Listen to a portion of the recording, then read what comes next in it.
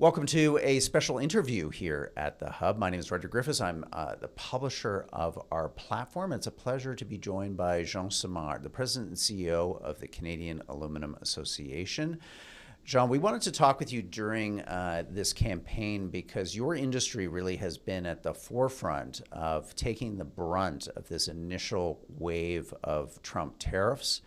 Why don't you fill our viewers and listeners in on the scope, the scale of the tariffs that your industry is now operating under? So thank you for having me over. This is a very trying situation for our industry. We produce 3.2 million tons of aluminum, of primary metal, in Canada, and we ship about 90% of it to the US, which is about 2.7 million tons.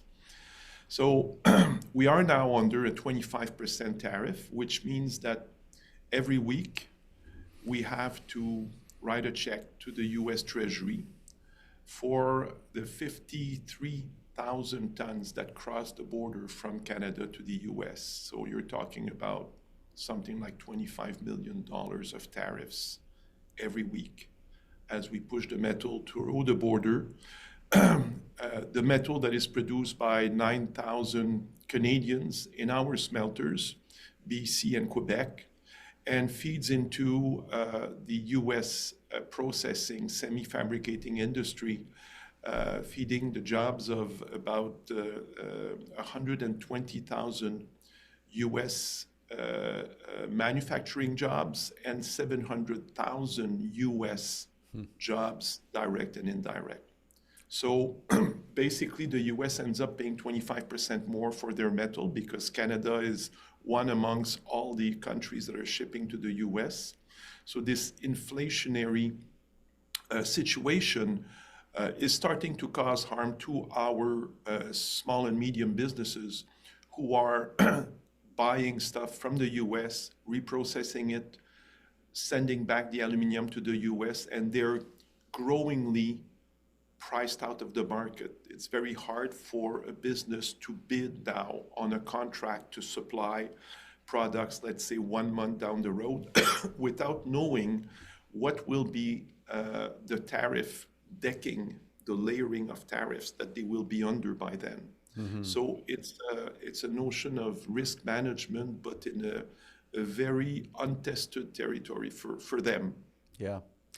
Just to explain, I'd be fascinated to know, how are the tariffs actually collected? Do you as a single manufacturer or as an industry, is US kind of customs stopping the product and then someone has to show up with a bank draft to release it to customs onto your client in the United States?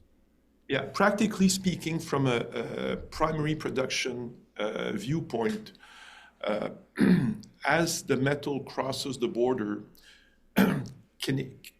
Canadian company A ships to Canadian company B. It's the same company. So Rio Tinto Canada ships to Rio Tinto USA, quote unquote, who is the importer of record.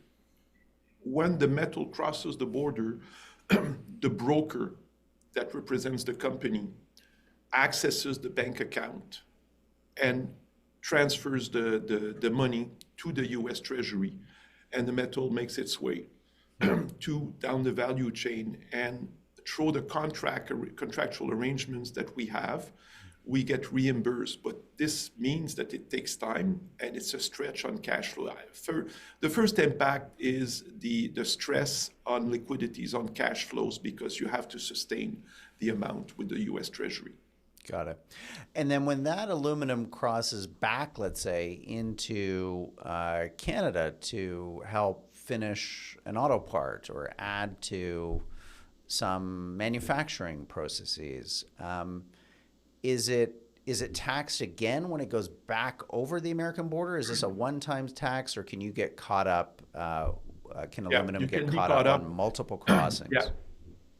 The little guy or the small and medium business might end up being caught up in a tariff crossfire between the two countries. So that's why the Canadian government is still in a consultation mode on retaliatory tariffs in order to try to avoid affecting what we call the feedstock. So what you need to be able to manufacture on this side of the border and then ship back to the U.S. So there will be casualties because you can't control all the parameters. And if the exemptions that are being asked are not obtained, then the next step for the business is to get remissions. So showing up with the bills and the tariff impact, then they get a reimbursement from the government, from Finance Canada as an example. The problem for small businesses is the length of time it takes to get this money back. And, they don't have big margins, and making checks for 25% is like it's a death toll for them. Yeah. Let's talk about how aluminum is manufactured in North America, because Canada really is a powerhouse. And I guess it makes me curious as to why President Trump has chosen aluminum as a commodity to be tariffed, precisely because so much of the smelter capacity is here in Canada, the large-scale hydroelectric power that's required to manufacture aluminum. It just seems like of all the things you might tariff, this is a particularly kind of painful and potentially one that exposes like vulnerabilities within America's own domestic supply of this essential metal. Yeah, it's a good question, and it might sound as an enigma, but you have to go back to the fact that President Trump wants to reshore manufacturing capacity in the U.S., amongst others in both steel and aluminum. But the problem with aluminum is that, as we say, in aluminum, cost is all about energy and price is all about China. So aluminum is energy, it's 40% energy. And therefore, when you look around the world, you will see that aluminum is produced not necessarily where it's consumed, but where there is stranded energy capacity. For the Middle East, it's natural gas that they use to burn out offshore. And in Quebec and in Canada, it's hydroelectricity that is stranded in very far remote areas, and for which anchor clients such as aluminum smelters make a lot of sense because they enable to amortize the cost of exploiting these large resources.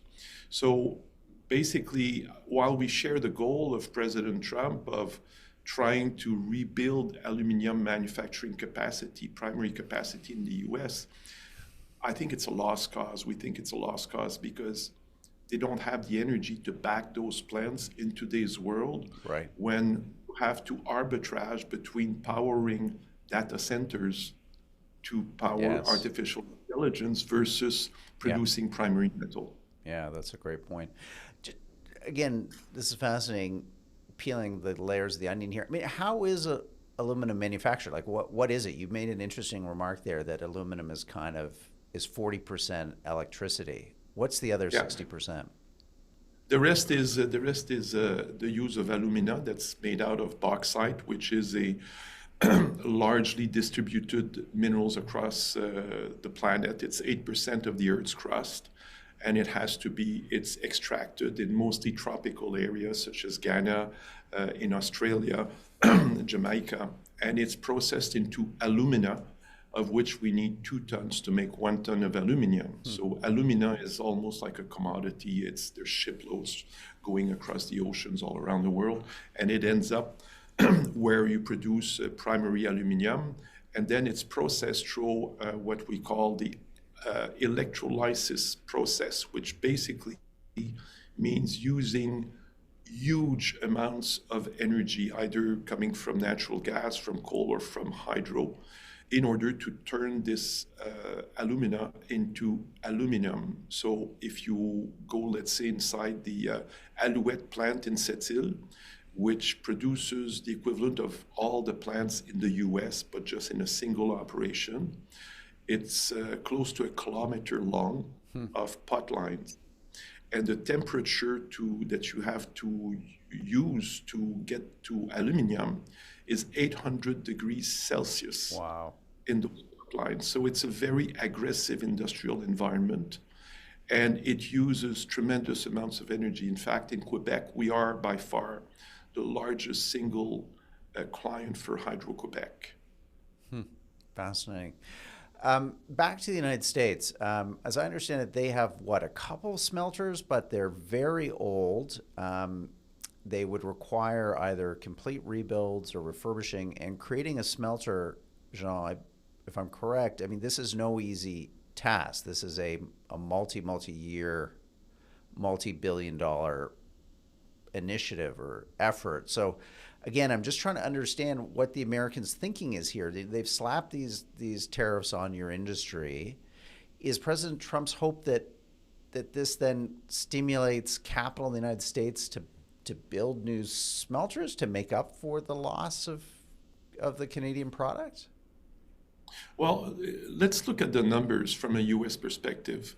The U.S. produces, let's say, 700,000 tons at best. In a year, through 3 smelters, which are in excess of 75 years old.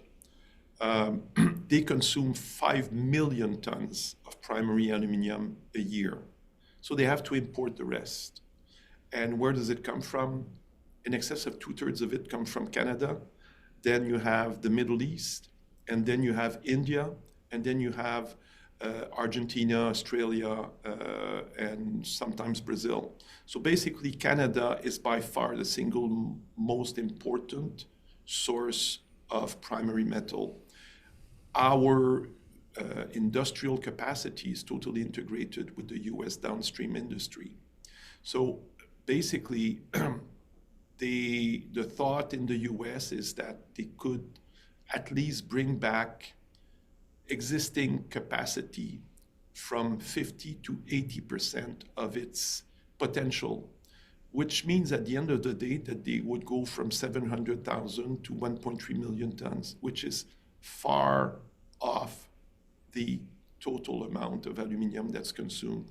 So it's my take, it's like an emblematic goal of reshoring manufacturing capacity, but it doesn't take into account some fundamental issues.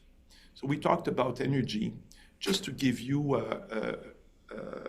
an idea, what the 2.7 million tons that we ship to the US yearly in primary aluminum, when you convert it into energy units equivalent, basing yourself on the fact that aluminum is 40% energy, it's the equivalent of 40 million megawatt hours of energy over a year.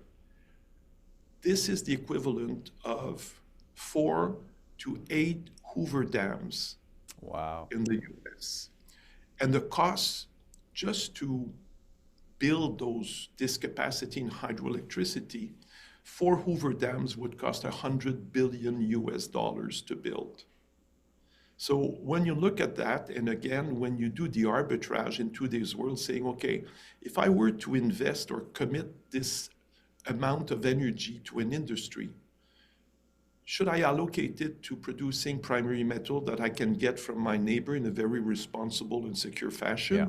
Or should I build data centers to power artificial intelligence in the future? Right. That's the real question. Yeah. Key point here also, Jean, is it not correct that Canadian aluminum comparatively is very clean vis-a-vis other suppliers who, as you say, are either burning coal or natural gas or some form of hydrocarbon to create all those megatons of energy to then convert into the manufacturing process? That's an interesting point, Rudyard, because also the other dot you want to connect to is that we're moving, whatever the administration is, the world is moving towards decarbonization, and decarbonization means electrification, and it's not only electric vehicle, it's also, and more so, producing energy with less carbon, which means renewable energy and transmission lines, and all that requires tremendous amounts of aluminum, and you might as well do it with low carbon aluminum versus aluminum that is produced out of coal like in China or India, or out of natural gas like in the Middle East or in the US. So it's very advantageous. The US is getting the world's most responsibly low carbon aluminum at world prices. They're not paying more for it. They're getting it at the market price. And let's talk about that world price, because China, and here maybe the Americans do have something to complain about.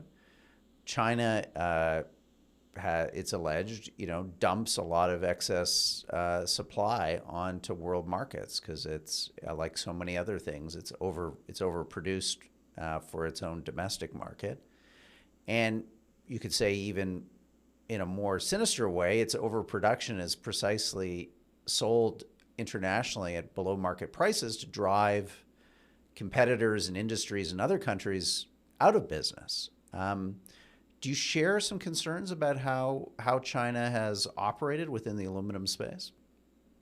Certainly. And again, let's go back to numbers. So today, the world, let's say in 2024, the world consumes 73 million tons of aluminum, and the world produces 73 million tons of aluminum. So it's a tight market. China, out of that, produced 43 million tons. So they produce more than half of the world's primary aluminum. They started their increased capacity back in 2005 approximately. They went from 2 million tons a year all the way to today, 43 million tons a year. And as they ramped up capacity, they came on the market with never seen before plant sizes. Like Alouette here is 670,000 tons. It's the largest smelters in the America. China has smelters that produce 1.3 million tons. Wow. 2 million tons. So it's much bigger. It came on the market much faster because they don't have the regulatory environment that we have.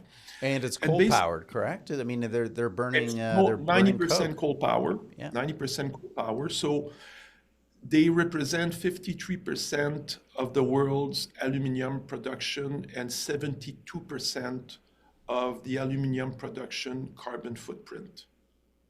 So it's coal-based. They export not primary metal, they export semi-finished products, and that's very,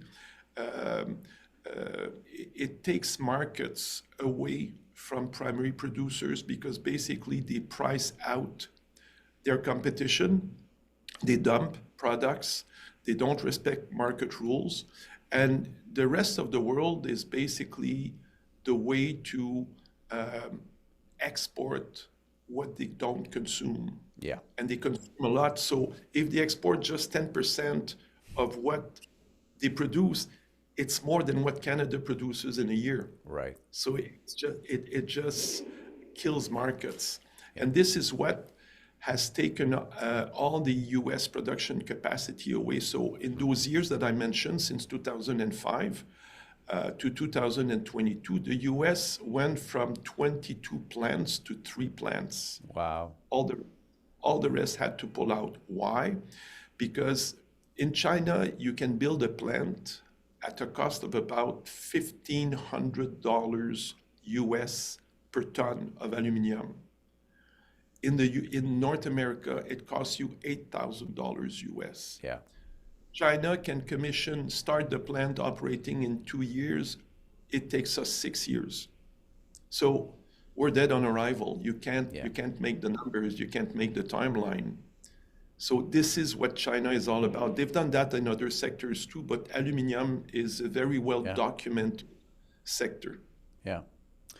And let's talk about how strategic this metal is, because I think people tend to think of wrapping my dinner leftovers in my lovely Alcan Canadian aluminum tonight. But in fact, this is critical to the American military-industrial complex. It is critical, in a sense, to national security. And that has been a big part of the American argument around tariffs. Again, and you don't have to answer this. Maybe this is a rhetorical question, but I'm confused as to why the Americans, acknowledging that it's a national security interest and this is a strategic commodity, as you say, is tariffing a close, stable rule of law neighbor that it arguably has one of the best bilateral relationships with in the world, at the same rate, is it that it's tariffing China? And I'll add to that, Roger, that it's even more, it's even harder to understand when you factor in the notion that ever since the Second World War, and beginning during the Second World War, Canada was brought into the US military supply parameter through a series of agreements, bilateral agreements that to this day are still active. Let's remember that the Saguenay area, where a large percentage of our national aluminum smelting capacity is located, the smelters are protected by a military base called Bagotville that was built during the Second World War to protect the aluminum smelting capacity from enemy attacks. And it's still there to this day. The planes are more modern than they were, but the base is still there for the same purpose. So it's counterintuitive when you think of this, that you put a tariff on Canadian aluminum, and the competition for supply comes from the Middle East, China, Russia. It doesn't work. It doesn't make any sense. And you're right. Aluminum is part of defense procurement for missiles, for tanks, for personnel, troop transportation vehicles, for aircrafts. It's everywhere. It's everywhere. The NATO organization in Europe has published a visual of critical minerals and military applications, and aluminum is everywhere. It's the most important, most significant source of material for defense application. And just finally, what are you hoping as an industry can be done to end what surely is one of the silliest, unfortunately it's quite damaging and serious too, but it's the silliest in terms of the parts of this trade war that we're now in with the Americans. Obviously you want things from the Americans, you want these tariffs to come off. What do you want from the Canadian government? Are retaliatory tariffs seen as helpful? Are they seen as a hindrance? Give us your sense of what the policy recommendations are for the industry. So let me characterize the situation. Some notions are, I would say, existential.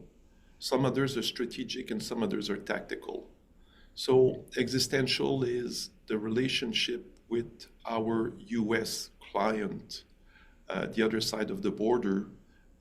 It's been decades in the making. We have a very strong relationship with our clients. So the pushback is not from the clients. In fact, the U.S. Aluminum Industry Association is formally, vocally supporting publicly the fact that Canada's aluminum is existential to their operations and that it should get a carve out from the U.S. administration. This is a very powerful support from the industry, contrary to many other industries that don't have the support from their U.S.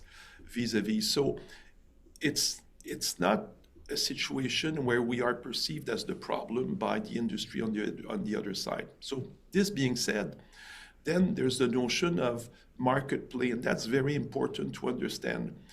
If we get additional tariffs that single out Canada in what I would call an asymmetrical way, so we get more tariffs than competition, we will have to start reverting to looking at the European continent as the next market to replace our position in the US, because our netbacks, the money we're getting for our metal, will not justify shipping to the US anymore. So you can imagine what this means in order of security of supply for the US and for us in terms of investments. And, you know, at the end, what is the most painful? Tariffs you don't make business decisions on sound business decisions based on tariff because you don't know when they'll change. So you cannot predicate billions of dollars of investments based on that. It's not sound business. The big problem is what I would call the fog in the situation. We don't see ahead, so much uncertainty. The fact that Canada does this big rupture in the relationship sends a very strong signal to investors that Canada is not a stepping stone to the North American market anymore. And to us, that's the most troubling aspect of all of this. Tariffs, you know, the markets will readjust and stuff like that. The pain will be harder in the US. The Canadian government stands up to protect its businesses here. They have counter tariffs. They have financial support to try to support the margins and stuff like that. But the real question is, how long can we withstand uncertainty in terms of powering investments in Canada to keep growing the economy? And the first answer is diversification. Diversification takes time. I mean, if you want to move to another market, it means that because they're mature markets, you have to move someone out. Yeah. If you move someone out, they're going to take your place. If they take your place, you can't come back. So when do you do this commercial call in saying, I've reached the point where I can say with the right level of certainty that what I'm leaving behind me has less to offer to me in the future than what I am trying to engage into to develop for my future. So that's where we are. It's a very tough, very damaging. Yeah. Well, Jean Simard, this has been a fascinating conversation. I've learned so much about your industry and about this exceptional moment that it's facing, and I just really appreciate you sharing all your knowledge and insight with our audience. So thank you so much for coming on the program today. Thank you so much for having me over. That was Jean Simard. He is the President and CEO of the Aluminum Association of Canada. You've been listening to this special conversation here on the Hub. You can follow all kinds of news and coverage on tariffs, including aluminum and other big sectors like Jean's that are being affected by decisions out of the White House. So come on to our channel, come on to our platform, www.thehub.ca, to get all of that and more. Thanks for listening and watching. We'll be back to you soon. Bye-bye.